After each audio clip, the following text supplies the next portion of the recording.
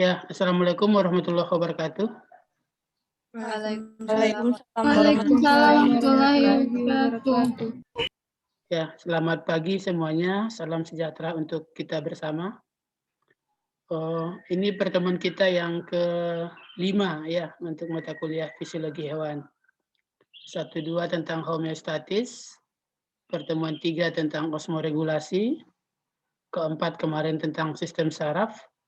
Hari ini kita akan bahas tentang sistem hormon. Ya.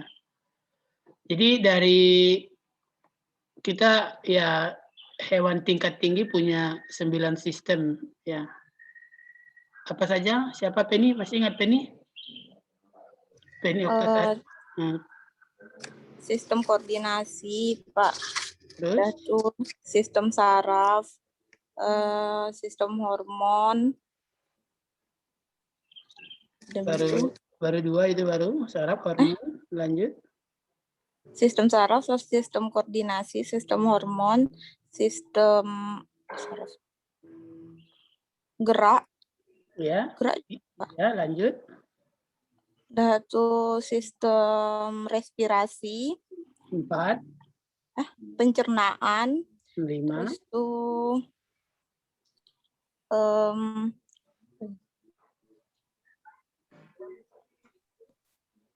Terus balik lagi nih ke SMA. Nama-nama sistem pada manusia aja nggak ingat.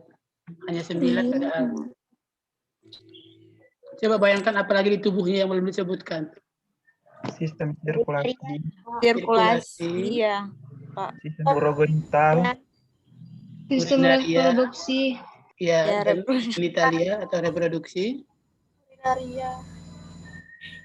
Sudah 9 belum?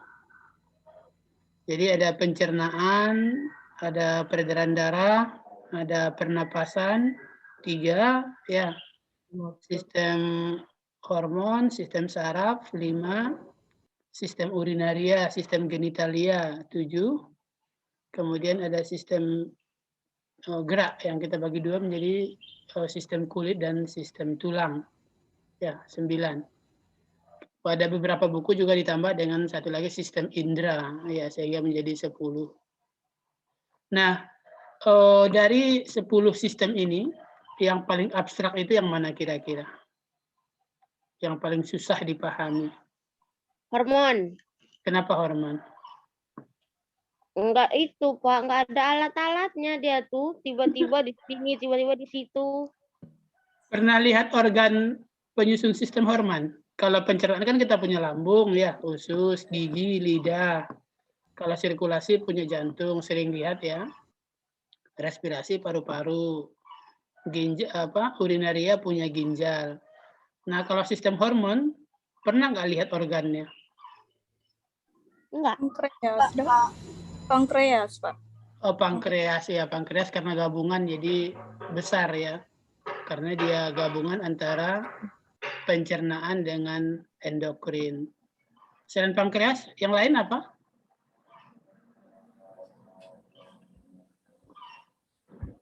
Hanya pankreas yang tahu itu hormon. Tiroid, pernah lihat tiroid? Tiroid itu, Pak, yang kanker tiroid itu kata orang hormon, Pak. Iya, tiroid memang penghasil hormon. Ada pankreas, ada tiroid, apalagi yang lain yang pernah dilihat? Anak ginjal pernah lihat? Atau yang kita kenal dengan nama adrenal. Jadi dia itu nempel di atas ginjal. Jadi sedikit ya, mungkin sekitar 5% dibanding ginjal ukurannya. Ada adrenal, ada pankreas, ada tiroid, ada apa lagi yang menghasilkan hormon? Pituitari pernah lihat? Belum ya. Hipofisa? Belum juga. Ya, yang organ penghasil hormon terbesar itu kan ya hipofisa sama pituitari, sehingga dikenal sebagai master of gland.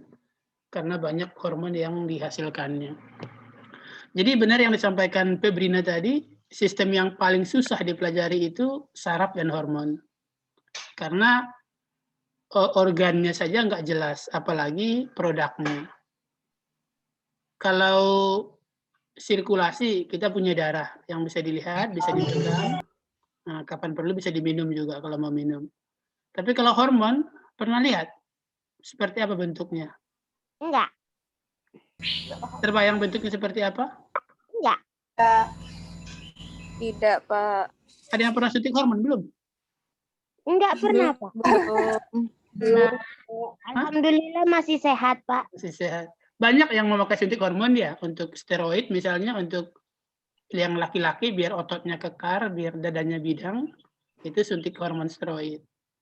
Kemudian yang apa lagi ya yang bisa disuntik hormon ini? Kalau pada ya? Insulin, Pak. Hormon insulin. Oh, insulin yang paling sering ya, yang kena diabetes.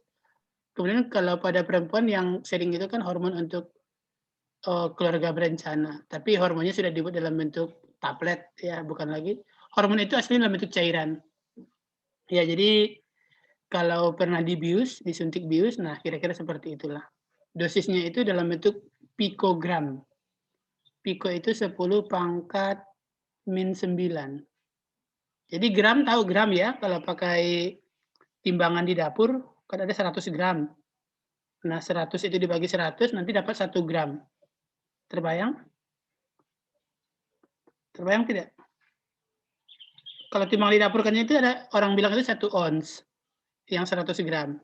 Itu berarti kan 100 gram. Nah, sekarang 1 gramnya itu ya berarti 100 dibagi 100. Itu baru 1 gram. Hormon ini 1 pikogram. Jadi yang 1 gram tadi dibagi dengan 1 miliar. 10 pangkat 9. Jadi susah melihatnya ya, nggak bakal kedeteksi.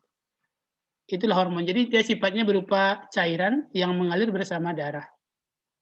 Jadi walaupun ukurannya tadi dikatakan 10 pangkat min 9 gram, jadi 1 gram dibagi dengan 1 miliar, tapi dampaknya sangat luar biasa. Jadi yang paling gampang kita lihat mungkin orang-orang yang mengalami kelainan hormon. Apa contohnya dalam kehidupan sehari-hari orang dengan kelainan hormon? Pernah lihat? Itu dampak kalau hormonnya misalnya terlalu banyak atau terlalu sedikit. Jadi walaupun satunya dalam 10 pangkat min 9, 1 dibagi 1 miliar, tapi kalau dia kurang, kalau dia berlebih, dampaknya itu luar biasa. Yang paling gampang kita lihat sehari-hari kan orang yang kena diabetes. Ya, jadi walau ketika hormon insulinnya tidak diproduksi, ya dampaknya ya mungkin belanja sekitar 600.000 per berapa? Satu kali suntik mungkin. Ada yang pernah tahu, pernah beli enggak? Ya, mungkin sekitar belum, janganlah belum ya, mudah-mudahan tidak gitu ya. Enggak mau beli, Pak. Ya, sekitar hanya 300.000 mungkin satu kali suntikan. Ya, satu kali suntikan kadang hanya tahan 1 atau 2 hari. Jadi walaupun satuannya tadi sangat kecil ya, tapi dampaknya sangat luar biasa. Dan sering dia ini sebagai makhluk halus ya, karena hampir tidak pernah terlihat. Ya, karena konsentrasinya yang sangat kecil. Kalau mau melihat hormon ya mungkin harus belanja yang steroid ya, seperti hormon-hormon penambah massa otot pada laki-laki. Ya, yang sering digunakan untuk biar tampak seperti atlet ya, biar atletis. Nah, itu yang akan kita bahas hari ini. Jadi satu yang paling penting pagi ini kita tekankan bahwa hormon itu walaupun dia makhluk halus ya, tapi peranannya sangat hebat, sangat besar. Seorang laki-laki ya misalnya bisa jadi menjadi kemayu ketika hormonnya misalnya dia mengalami operasi pada kucing yang sering ya. Kucing yang dikebiri, jadi testisnya dibuang. Nah, itu pertumbuhan fisiknya menjadi berbeda. Jadi pada laki-laki biasanya yang dadanya bidang itu menjadi tidak lagi bidang, suaranya tidak lagi besar, ya pertumbuhan kumis, jenggot menjadi tidak ada. Itu sebenarnya dampak hormon. Jadi ya pada perempuan juga sama. Jadi walaupun dia tidak terlihat makhluk halus, konsentrasinya sangat kecil, tetapi dampaknya itu ada dan sangat signifikan. Ya. Tadi kita sudah contohkan ada insulin, ada orang yang kena hipertiroid sehingga tingginya sampai 2 meter namun tulangnya sakit ketika digerakkan. Ya, atau ada orang yang mengalami kretinisme sangat kecil ya. Sudah dewasa tapi tingginya mungkin masih 80-90 cm. Itu sebenarnya dampak dari malformasi dari hormon. Nah, seperti apa hormon, bagaimana mekanisme proses menghasilkan, distribusi, cara kerja, nah itu yang akan kita bahas hari ini. Ya, jadi seperti biasa, awal ini saya ingin sampaikan kepada Anda apa gunanya kita belajar ini. Ya, kenapa kita harus membahas hormon? Apa peran hormon bagi kehidupan kita? Ya, jadi kalau nanti ibu-ibu yang tertarik misalnya mempercantik atau memutihkan kulit, ya hati-hati dengan hormon. Karena dosisnya, apalagi bayangkan ya, Anda menimbang emas dengan timbangan 50 kg. Apa kira-kira yang akan terjadi?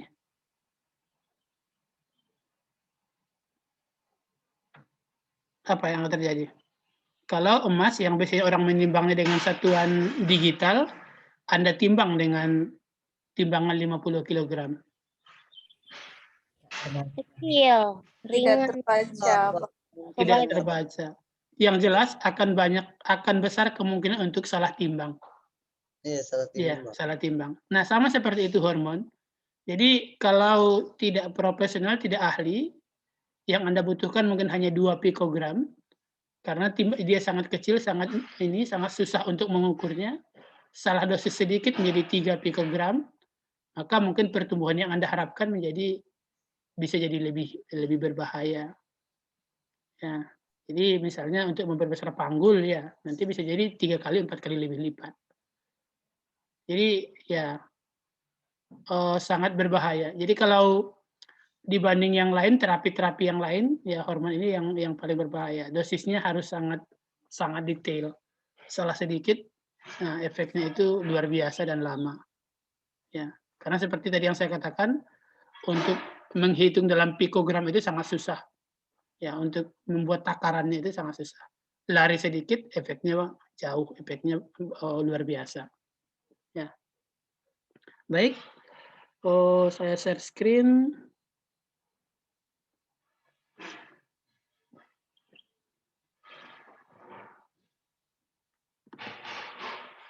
Ya, hormon atau dikenal juga dengan sistem endokrin. Ya. Tadi sudah kita buat pengantar apa itu hormon. Nanti kita akan lihat kalau bentuknya biasanya cairan. Mirip dengan bisa ular. Ya, bisa ular itu juga cairan. Tetapi bisa dikristalkan. Sama seperti santan. Ya, santan itu juga aslinya cairan. Tapi bisa diserbukkan, bisa dibuat serbuk. Jadi bisa dipekatkan, disarikan. Jadi hormon juga cairan, namun bisa dikristalkan nanti. Jadi mungkin yang paling gampang itu ya bisa ular ya. Nah, bisa ular itu juga mirip. Dia cairan tapi bisa juga dikristalkan. Tadi sudah kita bahas apakah Anda pernah melihat hormon atau tidak. Rata-rata belum ya, kecuali mungkin yang sudah pernah suntik insulin. Pernah melihat efek hormon banyak ya. Jadi Anda dibanding adik Anda yang umur 5 tahun ya berbeda ya. Ukuran tubuhnya berbeda, kumis, jenggot, jakunnya berbeda, suara berbeda. Itu semuanya efek dari hormon. Ya. Bagaimana proses pembentukan, proses kerja, dan bagaimana dihentikan, ya. Nah, kira-kira ini yang akan kita bahas. Tambahan nanti kalau ada pertanyaan-pertanyaan dari Anda tentang sistem hormon.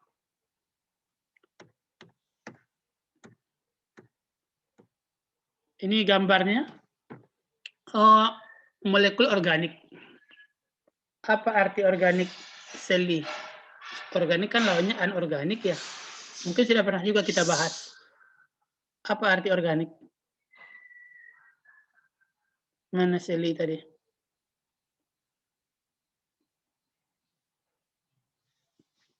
Apa artinya Heru? Organik? Itu mikrofonnya belum dihidupkan. Dari bahan-bahan alami. Ayo Sally, silakan Sally. Organik dari bahan-bahan itu alami. Kalau ada organik bukan bahan-bahan alami. Oh ya ini mungkin yang sering salah kaprah di masyarakat ya. Organik itu pikirnya ya karena mungkin kita sering dengar kata-kata sayur organik, buah organik. Jadi pikirannya kalau organik itu bahan alami, anorganik bukan bahan alami. Bisa diluruskan, Heru? Yang tadi itu pengertian yang salah di masyarakat ya. Ayo, hidupkan mikrofonnya.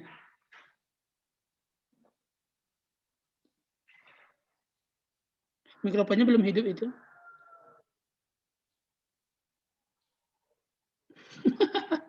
Masih mau dandan dulu. Enggak hidup. Yang lain coba, selain Heru.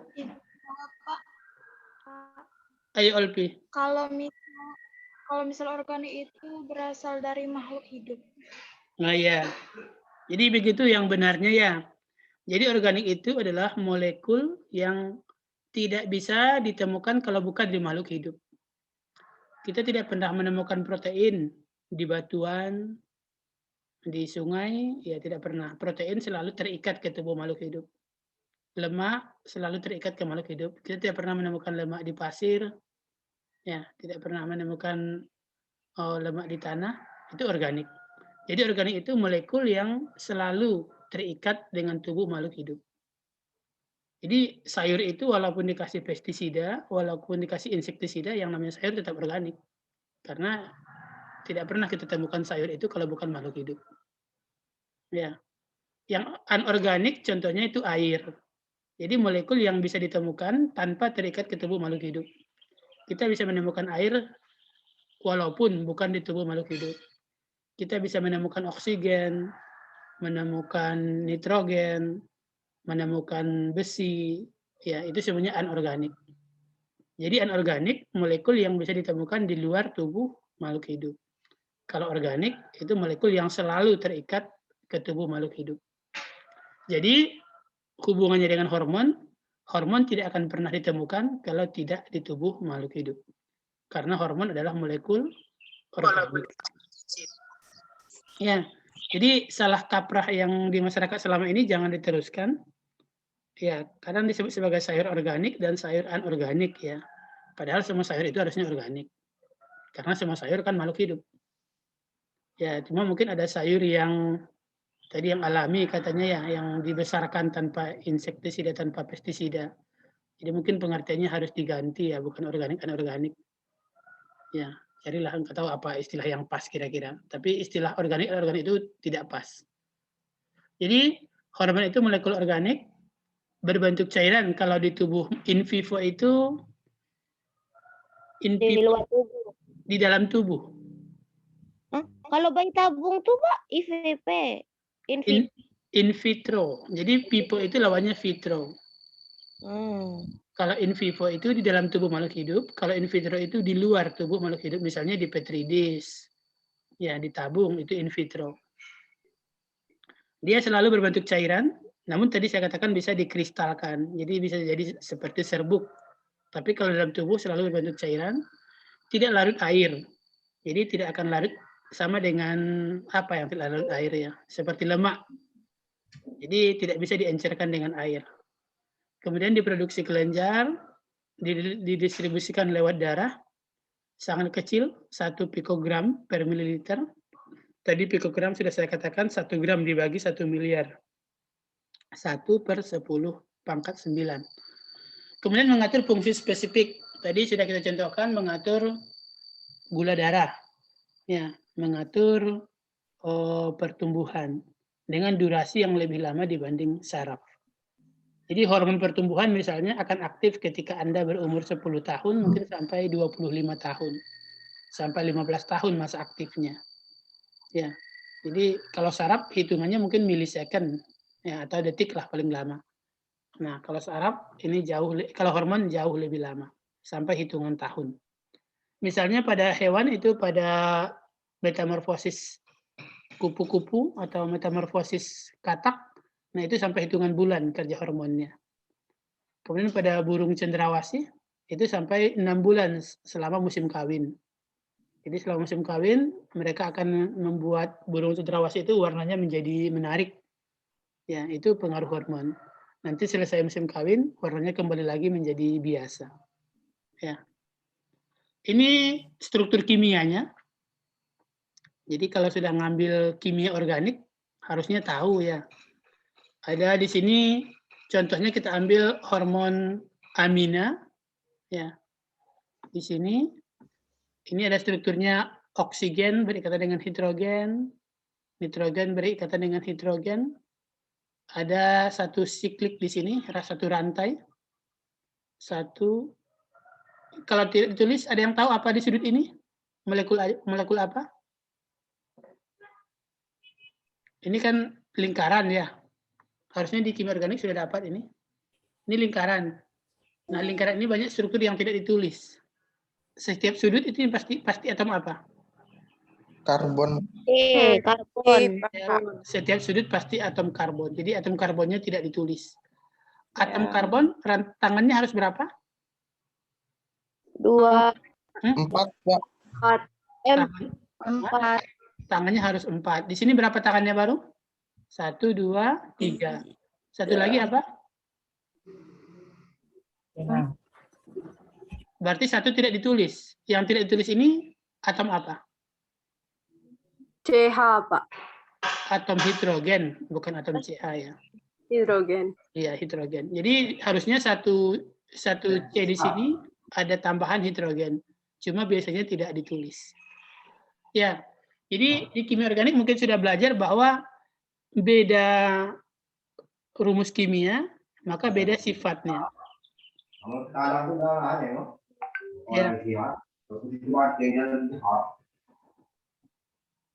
Contohnya mungkin ketika oksigen dibandingkan dengan air.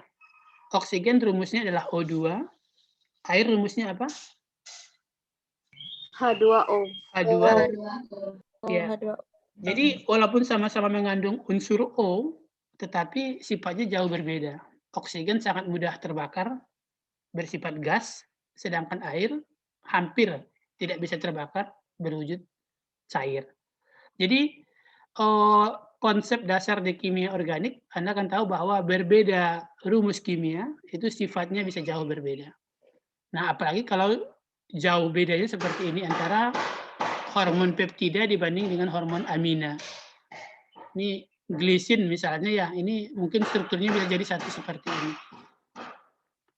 Jadi berbeda struktur, maka sifatnya pasti berbeda.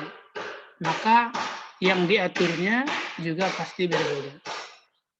Mirip dengan kunci dan anak kunci. Jadi Anda tidak bisa menggunakan kunci motor untuk kunci mobil. Tidak bisa menggunakan kunci rumah untuk kunci motor. Jadi sama. Hormon amina misalnya tidak bisa mengatur untuk kegiatan yang bukan tugasnya. Ya, misalnya insulin yang khusus untuk gula darah tidak bisa mengatur untuk hormon pertumbuhan. Ya. Bagaimana cara mereka mengaturnya? Ya, karena struktur kimianya berbeda. Struktur kimia berbeda, sifat berbeda. Sifat berbeda, ya, maka targetnya juga berbeda. Paham ya? Jadi kenapa ketika hormon itu melewati, mungkin saya kasih gambar yang paling umum ya. Ketika Anda minum obat pereda nyeri, ibuprofen misalnya ya, asam mefenamat. Anda sakit kaki, luka di ujung jari kaki. Minum ibuprofen. Kira-kira ibuprofen mengalir kemana saja? Ke seluruh tubuh atau hanya sampai di kaki? Ke seluruh tubuh. Seluruh tubuh. Tapi kenapa hanya berdampak di kaki? Karena yang sakit yang kaki, Pak. Sakit yang kaki. Ya, jadi semacam kunci anak kunci. Kaki. Jadi walaupun insulin ini berputar di seluruh tubuh, tapi dia hanya akan bekerja ketika ke gula darah. Ya, dia tidak akan mengganggu kerja yang lain karena sifatnya yang sangat spesifik. Ya.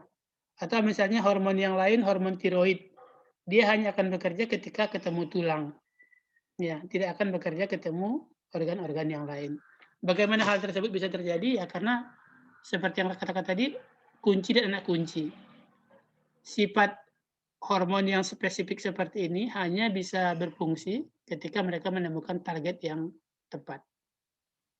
Testosteron misalnya hanya bekerja ketika bertemu dengan otot misalnya ya, untuk pertambahan massa otot, atau bertemu dengan epitel di bagian kumis. Jadi tidak akan menumbuhkan rambut di seluruh bagian tubuh. Jadi spesifik kerja dari hormon. Kenapa bisa spesifik? Karena struktur kimia juga spesifik. Ya, ini contoh-contoh hormon yang pada manusia ada hormon amina, hormon peptida, ada hormon protein, dan ada hormon steroid. Yang paling banyak biasanya yang hormon steroid, ya, disusun oleh molekul-molekul lemak dan kolesterol. Secara umum dibagi dua, ada yang larut air, ada yang larut lemak. Ya, yang larut air biasanya masa kerjanya lebih singkat. Contohnya insulin dan ADH. Apa itu ADH? Hormon apa itu?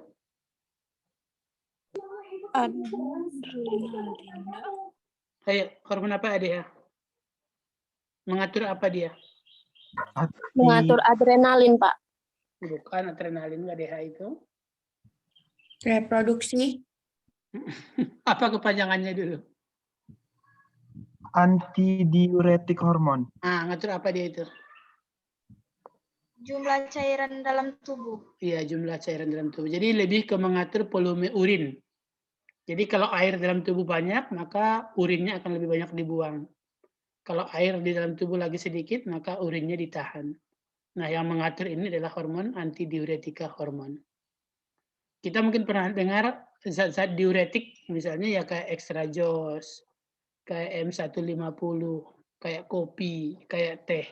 Itu dikenal sebagai zat-zat diuretik. Nah, ini lawannya, antidiuretik.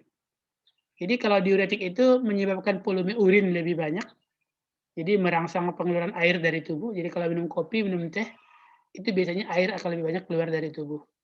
Nah, ADH, antidiuretik, ini sifatnya menyimpan air. Ya, jadi mengurangi pengeluaran air dari dalam tubuh. Ini hormon yang terbuat dari protein. Yang kedua, hormon terbuat dari lemak, contohnya adalah testosteron dan progesteron. Nah, yang paling sering mungkin steroid, ya, yang digunakan, yang umum mungkin diperjualbelikan di samping dengan hormon progesteron. Progesteron umum digunakan dalam bentuk pil KB, ya. Ini gambarnya, ya. Seperti yang saya katakan, beda struktur, beda satu saja komponen atomnya, maka sifatnya berbeda. Tadi kita contohkan bagaimana sifat air dan udara, oksigen yang sangat berbeda kontras. Padahal sama-sama memiliki ion oksigen.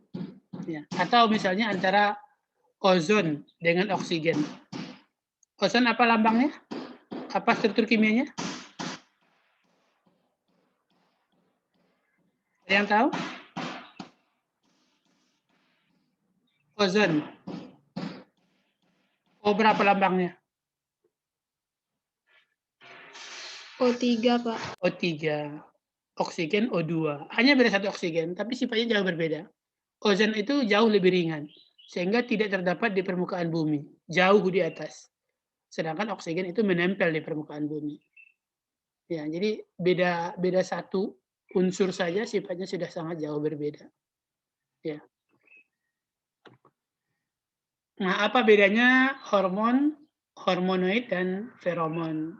Ya, hormonoid itu produksinya bukan di kelenjar, kemudian mengatur metabolisme tingkat lokal. Contohnya sudah kita bahas kemarin, asetilkolin. Asetilkolin itu yang berguna untuk menghantarkan rangsang saraf antar sinapsis. Apa sinapsis, Bella? Masih ingat? Nanti saya ngomong-ngomong ini ternyata nggak tahu artinya apa. Bella Astriana, apa sinapsis? Mana si Bella? Zoom-nya aja nggak ikut kuliah ini, orangnya nggak ada. Dewi Julianti, apa sinapsis? Titik pertemuan antara saraf, Pak. Antar sel saraf. Sama neuron. Antar sel saraf ya, bukan saraf. Iya, antar saraf. Titik pertemuan antara sel saraf. Jadi contohnya asetilkolin kemarin yang berguna untuk menghantarkan rangsang di sinapsis. Di pertemuan antara sel saraf. Kemudian ini satu lagi yang umum kita dengar feromon. Ini sudah banyak aplikasinya. Jadi kalau mau membunuh serangga, itu bisa pakai feromon. Jadi Anda kalau padinya lagi banyak hama, teteskan feromon serangga di atas kepalanya, terus Anda jalan di sepanjang sawah. Nanti serangganya hinggap di kepalanya, terkumpul di kepalanya. Ya, jadi semacam perangkat. Itu contoh feromon yang paling umum. Jadi feromon ini digunakan biasanya untuk menarik jenis-jenis serangga. Ya. Bisa untuk mengenali kawan, mengenali koloni, bisa untuk mengenali pasangan, bisa untuk mengenali kawan. Pada semut juga banyak. Jadi semut itu walaupun mereka sama, satu spesies, tapi mereka bisa membedakan mana koloninya, mana yang bukan. Mana yang satu sarang, mana yang bukan. Ya, dengan cara menggunakan feromon. Ya. Yang paling umum ya di serangga biasanya feromon ini. Kemudian ini yang model-model pengatur dalam tubuh, yang hormon itu yang mana kira-kira? Nomor berapa? A, B, C, D. Yang A. Yang A, yang B bukan hormon. Yang B. Yang B. Jadi yang A, B, C ini hormon ketiga-tiganya. Ada yang hormonnya tingkat lokal, ada yang hormonnya sampai antar organ, sistemik ya. Jadi ada yang autokrin, ada yang prakrin, dan ada yang endokrin. Ya.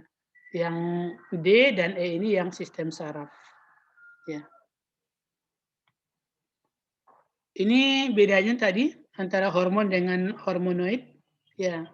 Antara yang tingkat lokal, yang autokrin dengan endokrin. Coba dilihat. Ini autokrin. Keluar ini lambang seperti ini satu sel. Jadi satu bagian sel, satu sisi mengeluarkan hormon digunakan pada sisi yang lain. Digunakan pada sel yang sama. Itu autokrin. Kalau parakrin, misalnya diproduksi di otot, nah dipakai oleh otot tetangganya. Jadi sangat dekat, tingkat lokal. Nah, sedangkan yang endokrin itu bisa antar, mungkin ini ya, ini mirip dengan angkot ya. Ini mirip dengan antar kota dalam provinsi. Nah, ini yang antar kota antar provinsi. Jadi tergantung sel mana yang diaturnya, sejauh mana kemampuan mengaturnya, ya dibedakan 3. Autokrin, parakrin, dan endokrin.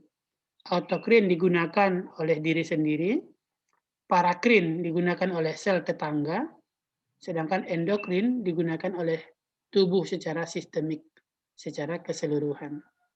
Ya, bisa bedakan? Jadi tiga-tiganya hormon. Beda Bisa, dengan Kak. tadi yang D dan E yang sistem saraf.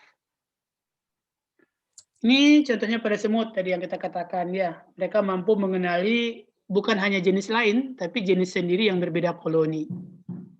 Miriplah dengan Anda ya, Anda kan bisa mengenali mana gengnya, mana bukan. Mana yang bisa diajak teman curhat, mana yang bukan. Ya, semut juga punya feromon seperti itu. Kalau kita mungkin bukan feromon ya, tapi pada hewan yang disebut sebagai feromon. Ini contoh efek dari hormon. Ya, tumbuh sangat kecil, ya seperti ini. Ya mungkin di Indonesia ada contohnya daus mini ya, atau kemarin apa ucok baba mungkin ya, yang tingginya kurang dari 1 meter. Ada yang sampai gigantisme, ya terlalu tinggi. Tapi ini tulangnya mengalami pertumbuhan yang sangat besar, tapi biasanya nggak kuat, nggak kompak. Jadi tidak rapuh, tidak sekuat tulang orang normal. Ini yang sering, nah, yang saya katakan hati-hati menggunakan steroid. Salah takaran sedikit, ya yang diharapkan hanya membesar 2 cm, menjadi seperti gorila seperti ini. Ya, sebelum mengambil keputusan untuk suntik hormon, ya banyak-banyak yang harus dipertimbangkan. Pada serangga, ini proses metamorfosis juga diatur oleh hormon. Dari larva, pupa, nanti menjadi kupu-kupu, berapa lama, ya. Apakah 1 bulan, 2 bulan, ya yang mengaturnya adalah hormon. Ini contoh-contoh hormon yang berperan dalam proses metamorfosis. Ada protoractlenjar menghasilkan ecdysteroid, ada juvenile hormon ya, yang mengatur proses metamorfosis. Cara kerja hormon mirip dengan kunci dan anak kunci. Jadi walaupun mengalir bersama darah, dia hanya akan bekerja di sel target. Ya. Ini contohnya hormon yang berbentuk segitiga. Ini tidak akan bisa menempel ke sini. Ya. Lihat seperti ini. Ya, karena bentuknya harus segitiga. Jadi hanya cocok di sistem penerima yang seperti ini. Jadi insulin tidak akan bekerja pada protein, tidak akan bekerja pada lemak. Karena sisi aktifnya tidak sama. Ya.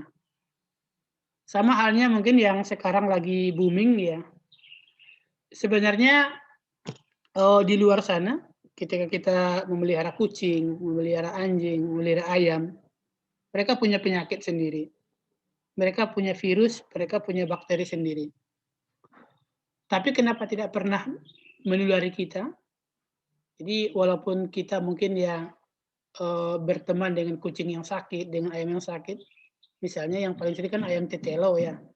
Kenapa tidak sampai menginfeksi kita? Kenapa kita juga tidak kena penyakit tidur, penyakit tetelo ketika kita memegang ayam yang kena tetelo? Karena sistem kerja hormonnya beda, Pak. Coba Febrina, kenapa? Karena sistem kerja hormonnya kan beda, nggak sama pasti struktur hormon dari kucing sama hormon dari kita kan beda. Jadi kalau walaupun kita udah ngudel-ngudel kucing tuh ya nggak akan ketularan karena nggak bisa nggak ukurannya bentuknya aja udah nggak sama. Oke, jadi sekali lagi siapa yang mau jawab? Coba. Ada yang bunyi tadi? Kalau menurut Dikna ini Pak, terkait dengan kunci dan anak kunci itu. Jadi dia nggak pas, penyakit itu nggak bisa ditularkan kepada manusia karena memang penyakit tersebut teruntuk untuk hewan. Jadi nggak sama. Karena kita nggak punya reseptornya, mau dimakan berapa kali pun dia nggak akan lengket di tubuh kita. Jadi sama, Anda punya 1000 kunci rumah, tidak akan bisa membuka mobil. Ya, jadi walaupun memegang hewan, anjing, kucing, ayam, kerbau, sapi, virus mereka banyak, bakteri mereka banyak, kenapa tidak pernah menulari manusia? Ya karena virus tersebut hanya lewat, reseptornya untuk memegang mereka dalam tubuh kita tidak ada. Nah, kenapa dengan si corona yang dari kelelawar bisa masuk ke manusia? Padahal kan harusnya nggak bisa juga. Karena manusia tidak punya reseptornya harusnya. Karena reseptornya itu ada di kelelawar. Kenapa bisa masuk menulari manusia?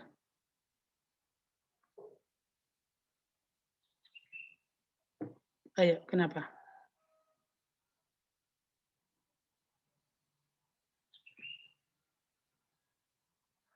Kenapa Putri Nesa?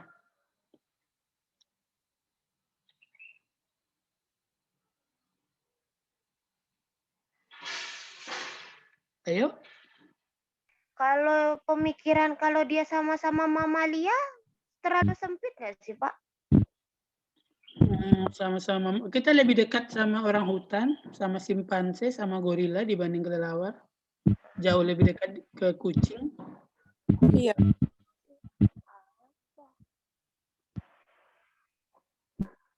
Ya, jadi ada beberapa virus itu yang mampu melakukan menipu ya, namanya mimik mungkin ya, meniru. Jadi dia merubah struktur tubuhnya sehingga cocok dengan penerima pada manusia. Ya, jadi dia melakukan mutasi. Jadi kenapa virus dari kelelawar tersebut bisa menginfeksi manusia? Karena dia mengalami mutasi. Mengalami mutasi, gennya berubah, strukturnya berubah. Sehingga dia bisa menipu reseptor yang ada di pernapasan. Jadi masuknya itu pernapasan. Jadi mau cuci tangan dengan corona pun nggak masalah. Asalkan jangan masuk ke pernapasan. Karena reseptornya di tangan tidak ada. Reseptornya itu di pernapasan. Jadi kalau mau mandi juga dengan corona nggak apa-apa. Tapi jangan sampai masuk ke sistem hidung atau sistem mulutnya. Karena hidung mulut nanti akan bawa ke pernapasan. Jadi seperti itulah hormon. Sangat spesifik tergantung kunci dan anak kunci. Ya, prinsip kerjanya seperti itu. Jadi walaupun hormon itu mengalir bersama darah, dia hanya akan menyebabkan efek di tempat dia ditentukan. Tidak akan berefek di tempat yang lain. Ya. Seperti itu juga tadi virus dan bakteri. Ya. Ini bedanya antara hormon yang larut air dengan yang larut lemak. Dari gambar ini, kira-kira hormon mana yang lebih cepat efeknya? Larut lemak. Larut lemak lebih cepat efeknya. Nukleus. Kalau yang larut lemak dia lebih masuk ke nukleusnya lebih cepat, Pak. Nah, yang larut lemak itu dia harus sampai ke nukleus. Oh, Yang dia larut harus. air itu tidak perlu sampai ke nukleus, dia sudah memiliki efek. Ah. Jadi ini yang warna orange ini sitoplasma. Ya, yang warna ini adalah membran inti, ini inti sel. Jadi kalau yang hormon larut air dia sampai sitoplasma dia sudah bekerja. Sedangkan yang larut lemak dia harus sampai ke inti dulu, dan dari inti biasanya akan ada protein baru yang diproduksi sebagai tanggapan terhadap hormon ini. Jadi bukan hormonnya yang berefek, tapi hormonnya akan menimbulkan reaksi pembentukan protein baru. Nah, protein ini yang baru inilah yang akan mengatur yang dibutuhkan. Jadi lebih panjang kerjanya. Ya. Jadi kalau hormon larut air ketika sampai di darah, kemudian ditransportasikan ke sel target, masuk ke sitoplasma, sudah selesai, dia bekerja. Tapi yang larut lemak, dia harus masuk ke inti dulu, di inti akan menginisiasi pembentukan protein baru. Nah, protein baru ini baru kemudian yang akan berdampak. Jadi prosesnya lebih panjang. Ya. Ini ya prosesnya. Jadi harus ada gen regulation di sini, nanti akan membentuk protein-protein baru. Ya.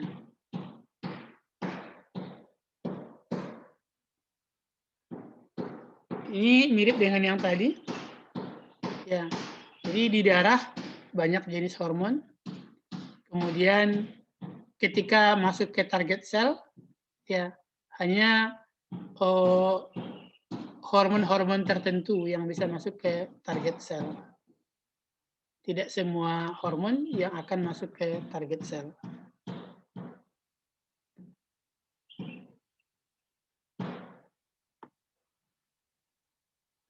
Ini contoh hormon yang memiliki dampak bukan hanya satu. Jadi di sini yang memiliki dampak multiple. Ya. Jadi epinefrin contohnya atau adrenalin, ya dampaknya bisa pada dua, ya pada pembentukan G protein pada GTP, kemudian dampak berikutnya pada adenyl siklase. Jadi mirip apa ya? Mirip bola pantul. Jadi pantul pertama ke lantai, pantul kedua ke dinding. Ya, jadi satu hormon itu bisa efek ganda, ya 2 kali efek.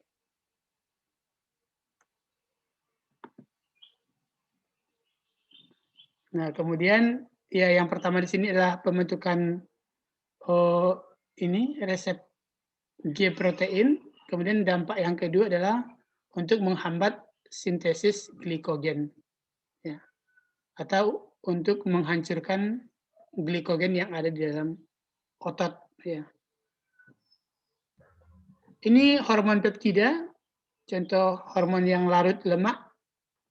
Bagaimana hormon ini yang warna hijau ditangkap oleh reseptor di membran sel, kemudian akan mengaktifkan proses berikutnya, panjang prosesnya ya, sampai nanti terbentuk produk yang warna hijau agak keriting ini.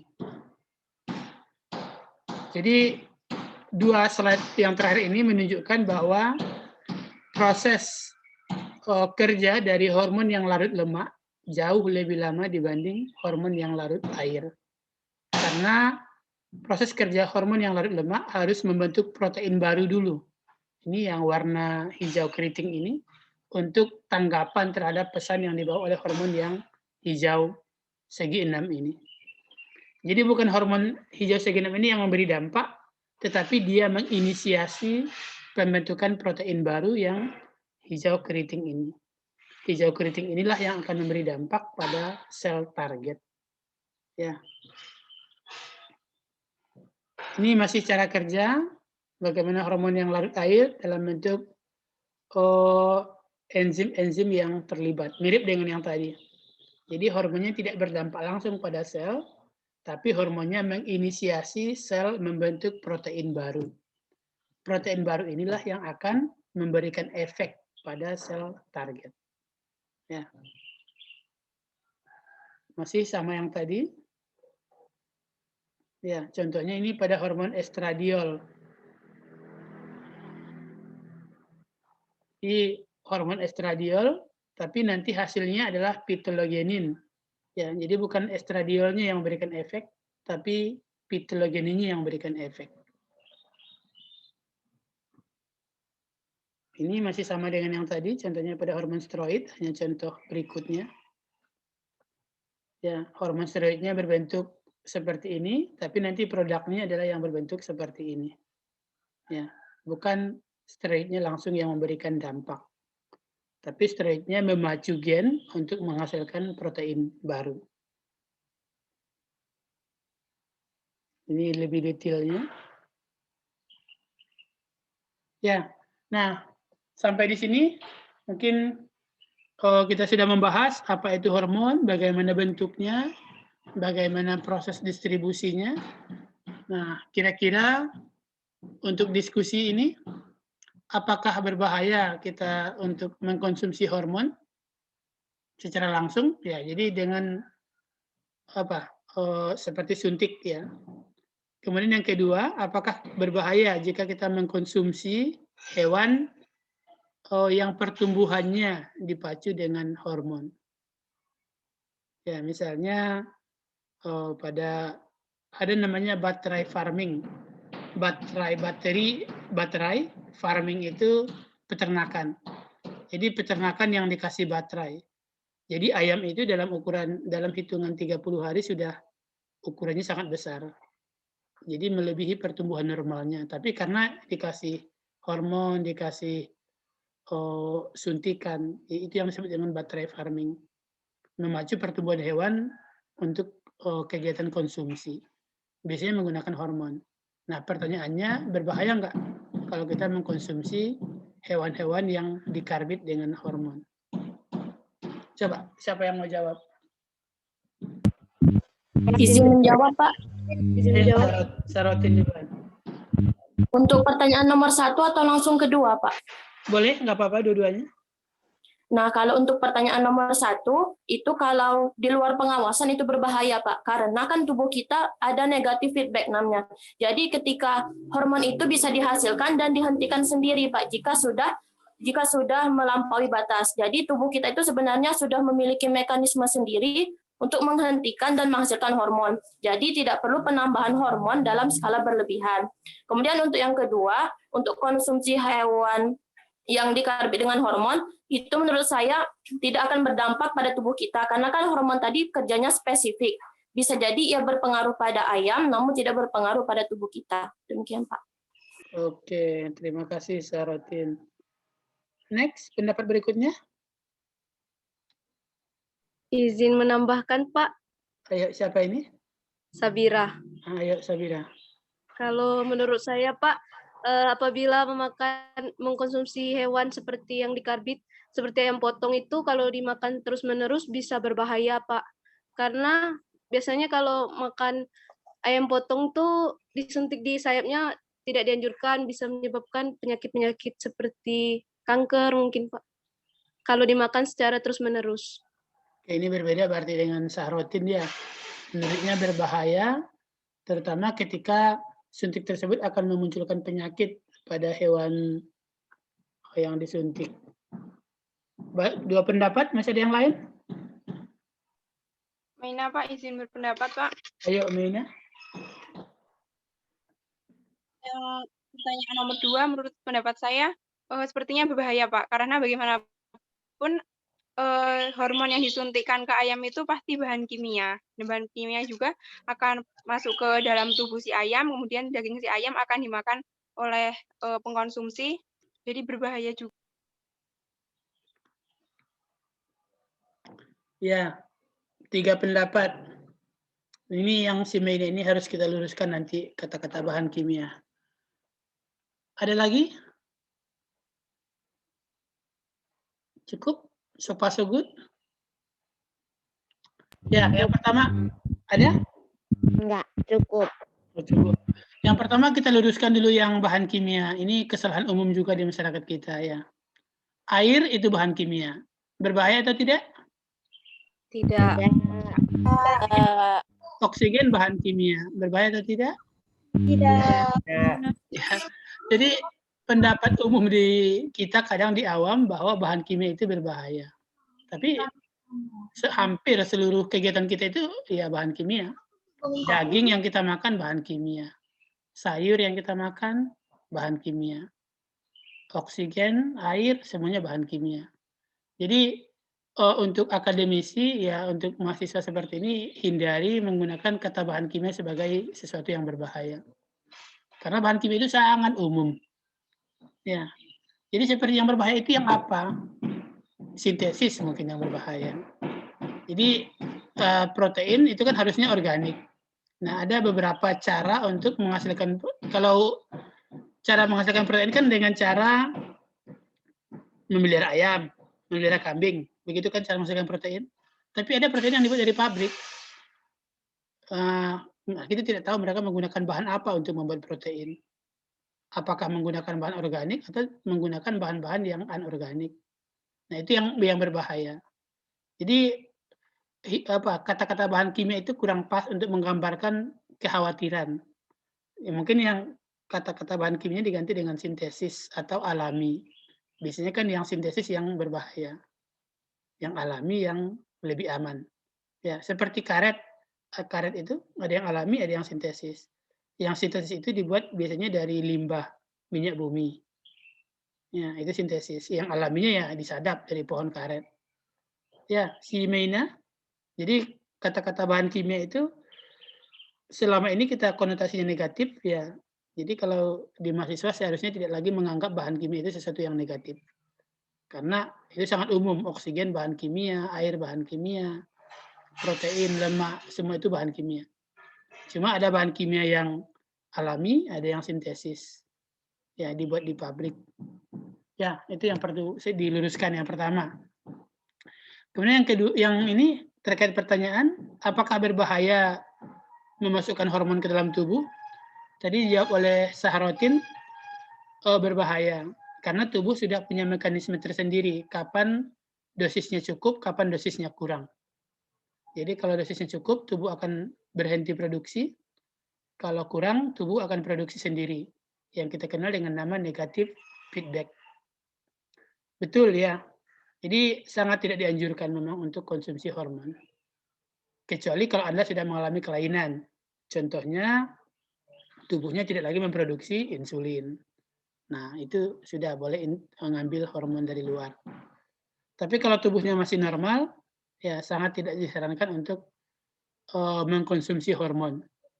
Ya, ini terutama yang masalah kebugaran biasanya. Jadi biar daya tahan tubuhnya lebih kuat, hormon biasanya. Dan kenapa ketika komite olahraga itu juga melarang penggunaan hormon? Ya, karena dikhawatirkan berbahaya. Jadi kalau tidak terpaksa, ya hormon biasanya berefek negatif. Itu yang pertama. Yang kedua ini ada dua pendapat yang berbeda tadi, apakah berbahaya atau tidak. Ada yang mengatakan berbahaya, si Meina dan si Sabira tadi. Menurut Sahrotin tidak berbahaya. Mana kira-kira yang lebih pas? Tidak berbahaya. Ini siapa yang ngomong tidak berbahaya? Olvi, Pak. Kan dimasak dulu. Oh, kan dimasak dulu. Ya, betul ya. Jadi kalau kita minum bisa ular, itu sebenarnya nggak berbahaya. Asalkan jangan masuk ke darah. Minum bisa ular, mulut, ke lambung, ke usus. Kenapa tidak berbahaya? Sudah pernah coba belum minum bisa ular? Belum, Pak. Belum, mau coba? Enggak. Udah main ini. Bisa ular itu protein. Protein masuk ke lambung didegradasi. Kita punya protease. Punya pepsinogen. Jadi tidak akan berbahaya karena protein tersebut akan dihancurkan ketika masuk ke pencernaan. Lain halnya kalau dia masuk ke darah. Kalau dia masuk ke darah, ya nggak ada yang menghancurkannya. Dia langsung berputar bersama tubuh. Ya. Sama seperti ini, hormon ayam itu, kalau kita masuk ke pencernaan, sebenarnya nggak masalah. Karena ya hormon tersebut akan dihancurkan oleh protease, oleh pepsinogen, oleh tripsin, oleh semua enzim-enzim penghancur protein yang ada di dalam tubuh. Masalahnya hanya kalau hormon tersebut tidak dikenali. Sama seperti tubuh kita ketika mencerna kelereng. Mampu nggak tubuh kita mencerna kelereng? Tidak. Karena kita tidak punya alat untuk mencernanya. Nah, hormon yang suntikan itu kira-kira dikenali nggak oleh protease? Dikenali nggak oleh lipase? Enggak. Kalau hormon tersebut tidak dikenali, maka dia tidak akan dicerna. Kalau dia tidak dicerna, kalau ukurannya kecil, ada peluang nanti diserap di usus. Nah, itu mungkin baru berbahaya. Ya, tapi sebagian besar hormon itu biasanya dikenali oleh sistem enzim-enzim pencernaan kita. Ya, pada kasarnya dapat dikatakan tidak berbahaya. Kemungkinan besar akan dikenali oleh enzim pencernaan dan sebelum sampai ke peredaran darah mereka akan dihancurkan. Ya, dihancurkan menjadi asam amino ya menjadi glisin, menjadi tripsin, menjadi leusin yang banyak juga di tubuh kita.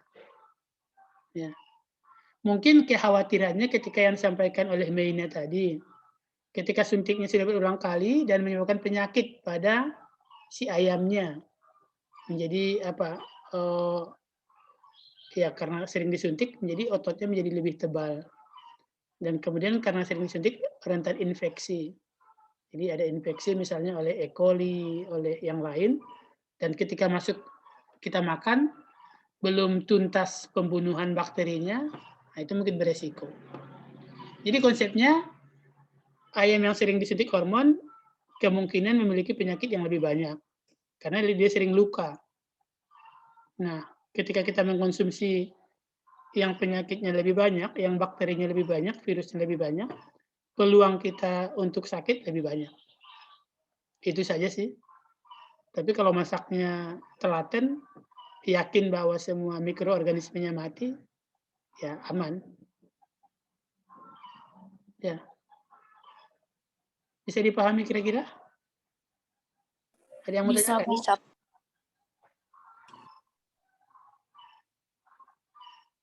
Ada yang mau tanyakan? Izin bertanya, Pak. Ayo, ya. Kan hormon itu kan, hormon perempuan sama laki-laki itu berbeda. Terus saya pernah lihat di TV itu artis Indonesia yang dia tuh cewek mau jadi cowok, terus dia tuh kayak suntik hormon supaya jadi cowok. Kan itu tuh katanya berbahaya kan, Pak? Karena kan cewek udah punya hormon sendiri. Kok dia masih bisa gitu? Kan kalau suntik-suntik hormon kayak gitu kan di bawah pengawasan juga kan, Pak. Kok masih bisa dilakukan? Itu tuh nggak apa-apa atau gimana? Ini siapa ini? Saya ketemu anaknya. Siapa? Olpi. Oh, inisial artisnya siapa? Evelyn. Itu istrinya. Ya, jadi memang sangat berbahaya, ya. Apalagi hormon yang mempengaruhi mayor seperti itu ya, mempengaruhi jenis kelamin, mempengaruhi produksi massa otot, memproduksi massa tulang, ya. Jadi tidak akan bisa mau disuntik hormon seperti apapun, kalau dia laki-laki tidak mungkin dia punya rahim, ya. Tidak akan bisa. Ya mungkin bentuk luarnya bisa berubah ya. Jadi kalau laki-laki kan dadanya lebih kekar. Nah, dengan disuntik hormon perempuan bisa jadi dadanya menjadi lebih tidak kekar. Bisa jadi berubah. Jadi bentuk kumis, bentuk jakun, bentuk panggul, itu mungkin bisa berubah. Tapi kalau struktur dalamnya tidak akan berubah. Jadi walaupun disuntik hormon perempuan, testisnya tidak akan hilang. Ya, rahimnya tetap tidak akan hilang.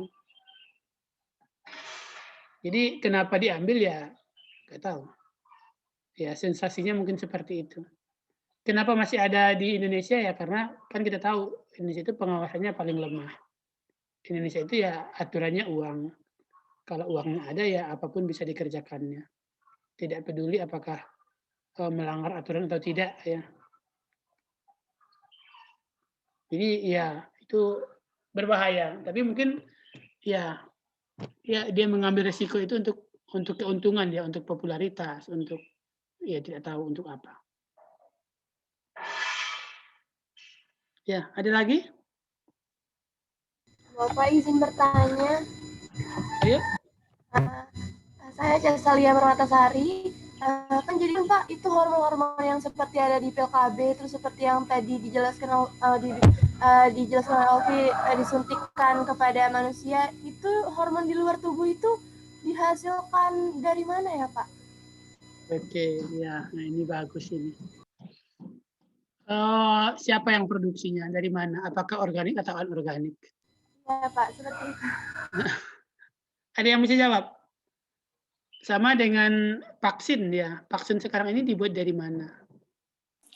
Virus yang dilemahkan, Pak. Ya, itu sumbernya. Cuma kan kita perlu pabrik. Perlu apa namanya itu? Seperti pembuatan nata. Kita punya bibit. Tapi untuk memperbanyak natanya kita perlu gula, perlu air kelapa. Nah, jadi tempat produksinya itu dari apa untuk memperbanyak? Nah, terutama pada pil-pil KB ya, itu kira-kira produksinya di mana dibuat? Kalau insulin misalnya, insulin kan banyak dijual tuh murah-murah mungkin ya 300.000 sekali suntik. Itu dari mana produksinya? Ada yang bisa jawab? Atau ada manusia yang menjadi kelinci. Jadi disuntik, kemudian insulinnya diambil gitu. Bukan ada kan Pak donor insulin kayak gitu Pak? Mau nggak Kayak Digna? donor darah? Mau nggak Digna donor insulin? Enggak. Tidak galak. Tidak mau. Ya, nah itu biasanya kita pakai jasa bakteri. Ya, jadi kalau insulin itu biasanya pakai bakteri E. coli. Jadi gen E. coli-nya diganti dengan gen produksi insulin. Jadi setiap kali bakterinya berproduksi, maka setiap itu pula insulin akan dihasilkan. Nah, Anda mungkin tahu bahwa bakteri itu berproduksi sekali 20 menit. Ya, jadi setiap 20 menit akan dihasilkan insulin. Ya, masih dengar suara saya? Masih Pak. Masih. Ya, jadi biasanya kita pakai bakteri. Untuk jenis bakterinya tuh yang apa Pak? Kalau untuk ada insulin, yang jenis tertentu atau gimana? Kalau untuk insulin Escherichia coli yang umum digunakan. Oh iya. Jadi kan itu banyak itu, tinggal ambil dari usus ayam, kemudian tumbuhkan di media banyak. Nanti kalau sudah banyak, gennya diganti dengan gen produksi insulin, nah insulinnya dihasilkan. Kalau untuk pil KB yang biasanya pakai estradiol, hormon estradiol saya kurang tahu di mana produksinya. Tapi kemungkinan besar dari mikroba juga. Ya. Menggunakan mikroba juga, kemungkinan besarnya. Jadi ini mungkin menjadi apa ya, topik sensitif juga. Misalnya kita minum Yakult. Yakult itu diambil dari feses, dari ee-nya. Bakterinya diambil, kemudian ditumbuhkan misalnya di media seperti air kelapa atau media-media tinggi karbohidrat lainnya. Itu statusnya halal atau enggak?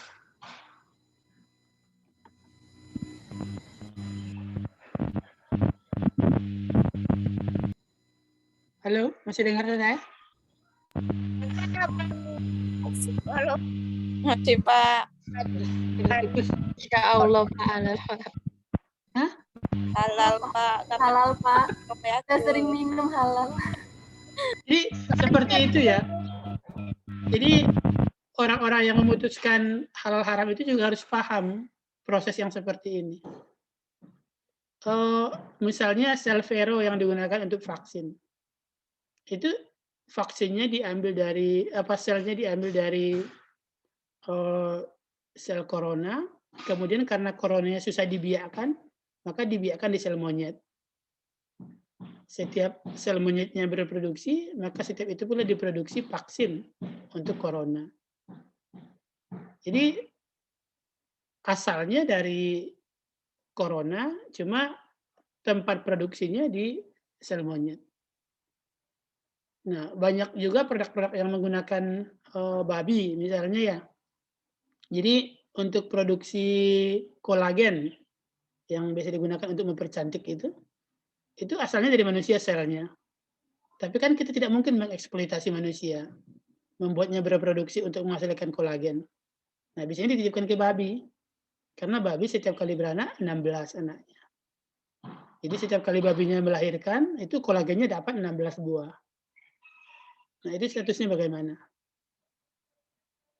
Kenapa sering kali ke babi? Karena babi yang paling banyak anaknya. Dan ukurannya paling besar. Ya, dibanding dengan tikus. Kalau nanti dimasukkan ke sapi, hanya dapat 2. Nah, jadi ya seperti itu. Dunia farmakologi, dunia produksi kebutuhan. Jadi memang sangat rumit ya. Sehingga ketika memutuskan hal haram itu juga harusnya harus paham bagaimana proses produksinya yang seperti ini. Kadang hanya gennya yang diambil dari hewan yang haram, kemudian proses perbanyakannya dilakukan pada hewan-hewan yang tidak haram. Nah, kira-kira statusnya bagaimana? Gennya diambil dari gen babi misalnya, kemudian diperbanyak di sapi atau di kerbau. Nah, dagingnya apakah kira-kira halal atau haram? Ya. Nah, harusnya ya kita yang orang-orang biologi bisa memberi pandangan yang seperti itu. Jadi tidak secepat kilat memutuskan sesuatu ya tanpa paham cerita di belakangnya. Baik, sekarang sudah 9:11, mungkin sekitar 20 menit lagi. Kita lanjut.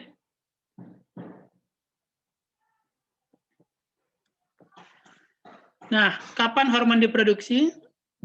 Seperti tadi yang dikatakan oleh Zarotin, ini menggunakan negatif feedback. Ketika baru makan, gula darah tinggi, maka otak memerintahkan pankreas untuk memproduksi insulin. Ketika gula darah turun, maka otak kembali memerintahkan pankreas stop produksi insulin. Jadi pakai sistem negatif feedback. Jadi mirip bandul ya. Kalau sudah ke kanan, kiri lagi yang ditarik. Kalau sudah kiri, kanan lagi yang ditarik. Jadi posisinya seimbang terus. Tidak melewati batas kewajaran. Ini bagaimana hormon tadi yang saya katakan sebagai master of gland dari hipotalamus ke pituitari, kemudian mengatur hampir sebagian besar kerja hormon di tubuh manusia. Ya. Jadi hormonnya bertingkat. Hipotalamus mempengaruhi pituitari, pituitari akan mempengaruhi adrenal, mempengaruhi hati, mempengaruhi tiroid, dan mereka semua akan melakukan fungsi fisiologis tubuh. Dan hipotalamus juga bisa langsung ke adrenal dan menghasilkan efek yang disebut respon terhadap stres. Jadi epinefrin dan norepinefrin ini hormon yang umum digunakan untuk mengurangi kecemasan, ya, mengurangi stres.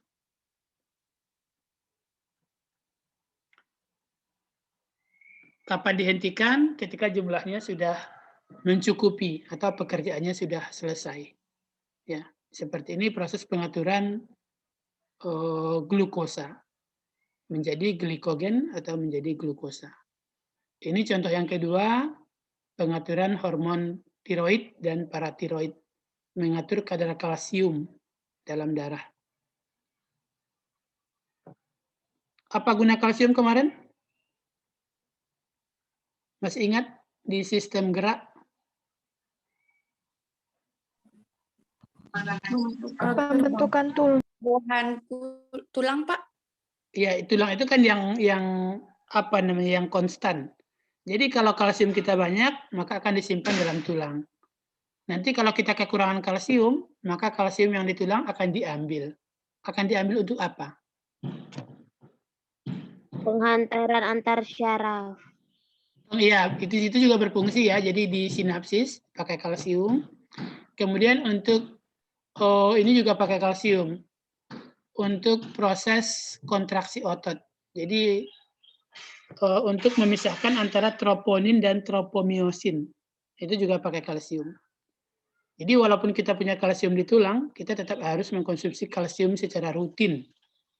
Karena kalau kita tidak mengkonsumsi kalsium, maka kalsium yang di tulang tadi akan diambil sedikit demi sedikit untuk proses kontraksi otot, untuk proses penghantaran saraf.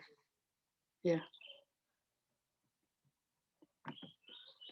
Ini masih yang tadi, tidak perlu saya jelaskan panjang-panjang kayaknya. Ya, glukosa darah akan dijaga pada sekitar 70-110 mg per 100 ml darah. Kalau terlalu tinggi akan diubah menjadi glikogen. Ya.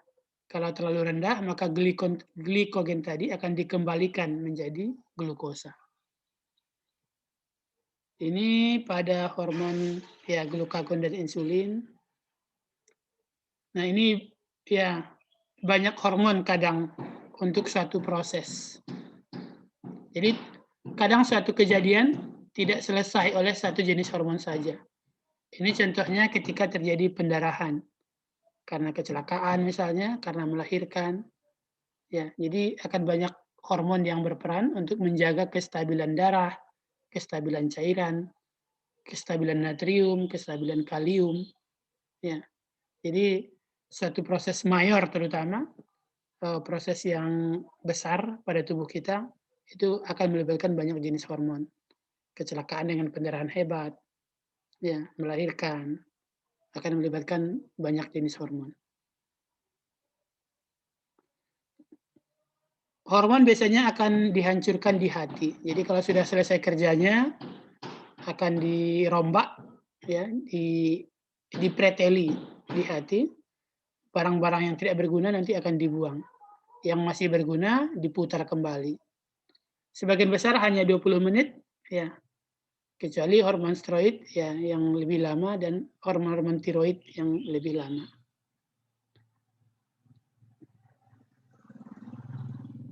Kemudian ada efek ganda pada hormon.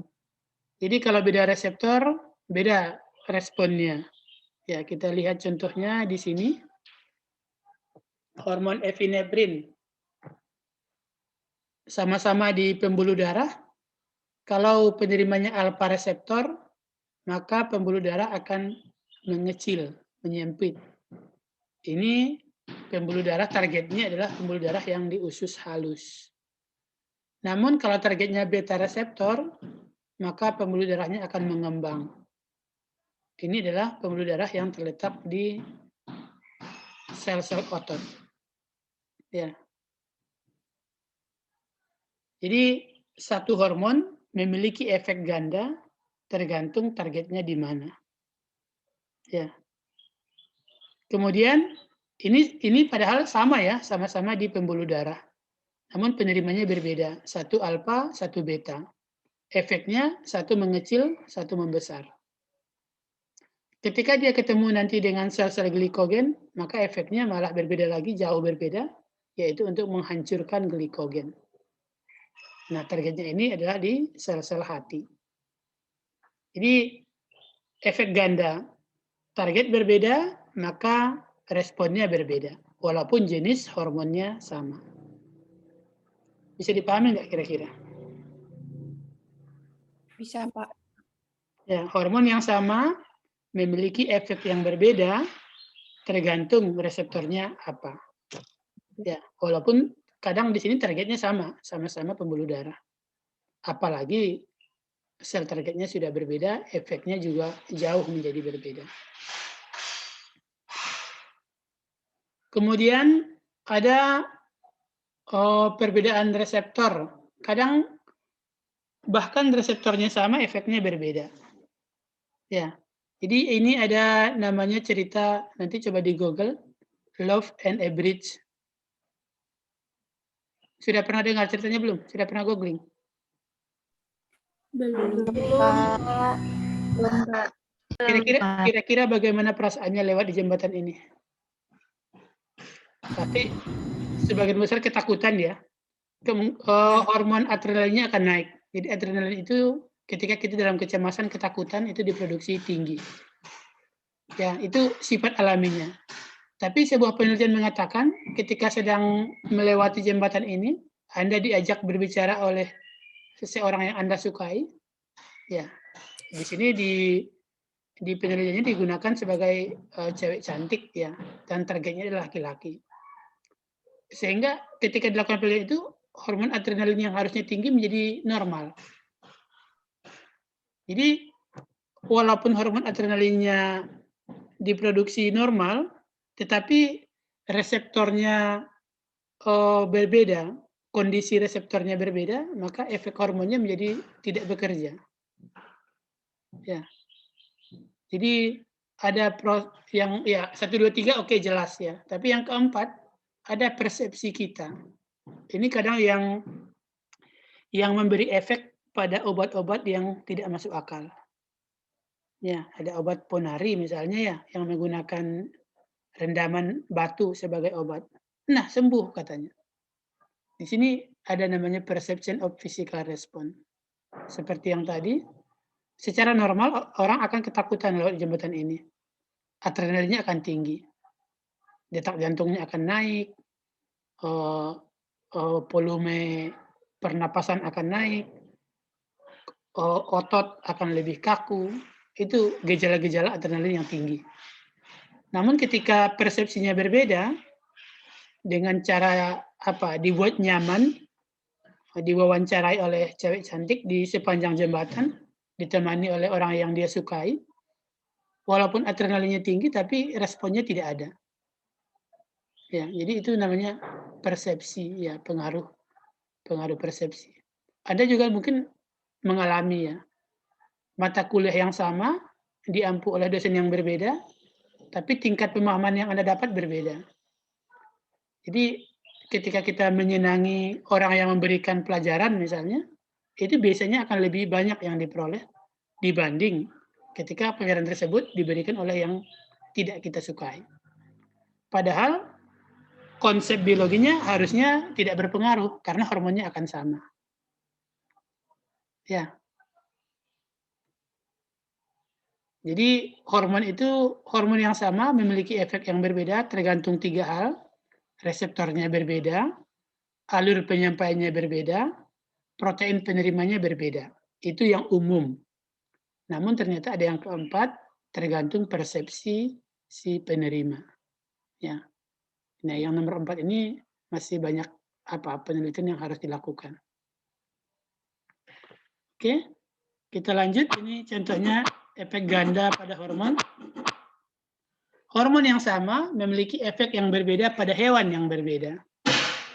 Hormon prolaktin misalnya ya, pada mamalia, pada babi gambarnya di sini, itu merangsang produksi susu.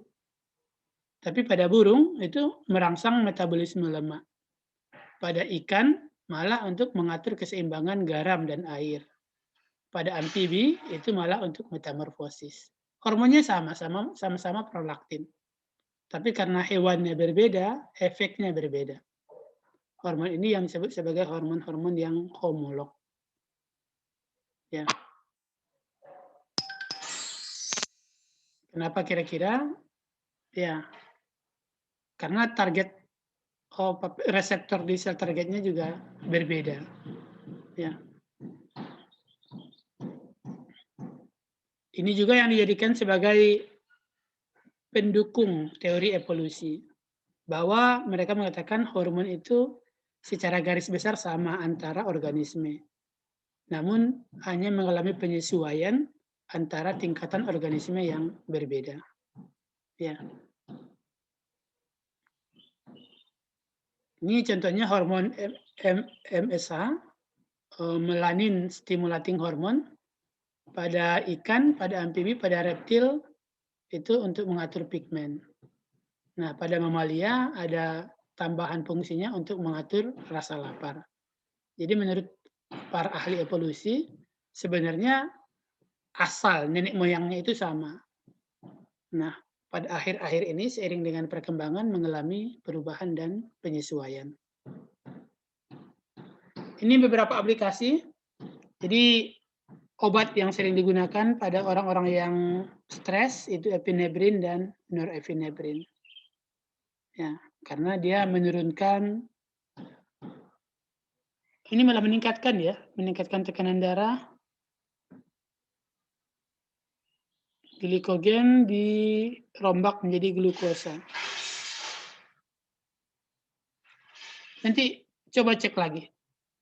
Epinefrin ini biasanya digunakan untuk meredakan stres. Ya. Kemudian ini mineral corticoids yang digunakan untuk orang yang baru operasi misalnya ya.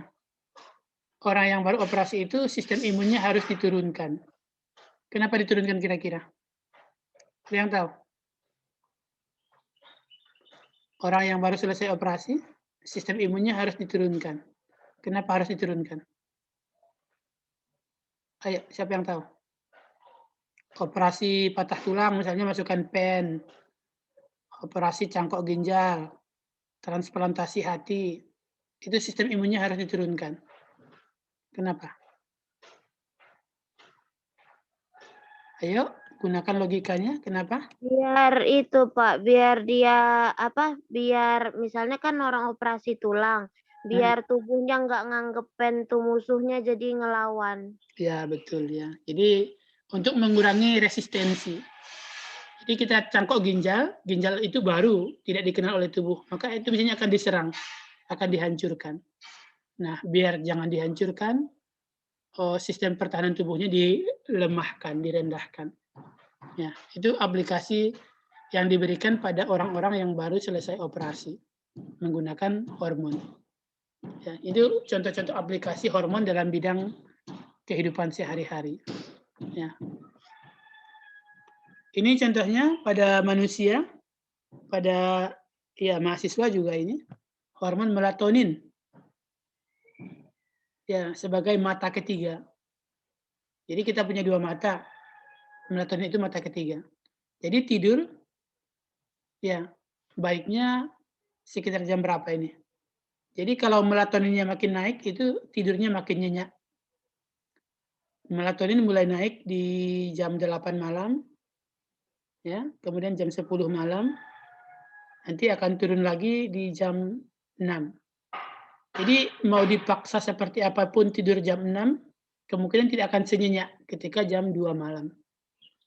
Karena melatoninnya sudah turun.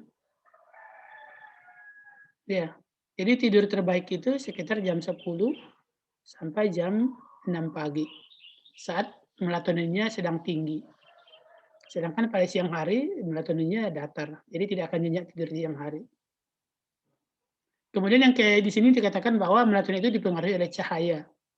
Semakin tinggi cahaya, melatonin semakin rendah. Jadi tidur harusnya akan lebih lelap ketika cahaya dimatikan. Dalam suasana gelap. Ya, semakin gelap, melatoninnya semakin tinggi. Tidurnya akan semakin nyenyak.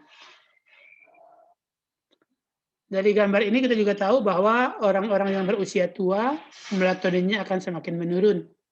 Sehingga yang berusia tua tidurnya akan lebih susah. Ya. Oke. Ya, ini mungkin nanti dibaca saja. Ini yang nomor 2 ini. Level hormon stres seperti kortisol dan epinefrin yang menurunkan sistem pertahanan tubuh biasanya akan turun dengan tertawa. Ya, jadi obat stres itu tertawa ya. Jadi level stres itu akan drop dengan banyak tertawa. Ya. Kemudian coklat itu berasosiasi dengan pengeluaran hormon serotonin. Hormon yang membuat tubuh merasa rileks, bahagia. Nah, efek dari coklat itu katanya sama juga dengan efek berpelukan. Jadi kenapa laki-laki dikatakan memiliki darah tinggi lebih banyak? Karena laki-laki sering malu berpelukan. Kalau perempuan ketemu kan biasanya berpelukan ya, cipika-cipiki. Iya. Laki-laki ada nggak yang seperti itu? Enggak, Pak. Baru mulai ya geli duluan mereka biasanya. Nah, itu kenapa laki-laki darah tinggi lebih banyak. Karena jarang berpelukan. Ya. Jadi itu bisa menurunkan hormon stres. Ya, sama dengan tertawa. Sama dengan tidur. Jadi tidur juga akan menurunkan level stres. Baik, itu saja untuk kuliah kita hari ini, 929. Silakan kalau masih ada yang mau tanyakan, sekitar 5 menit lagi. Cukup? Kita kuliah lagi hari Senin, ya, jam 10. Pertemuan ke-6. Ke-6 ya? Ya, Pak. 6. Berarti 2 kali lagi ya. 6-7, baru UAS. Baik, kalau tidak pertanyaan, kita akhiri sampai di sini. Terima kasih. Selamat pagi. Assalamualaikum warahmatullahi wabarakatuh. Waalaikumsalam warahmatullahi wabarakatuh. Waalaikumsalam Terima kasih, Pak. Ya, tutup ya. Ya, Pak. Ya, Pak.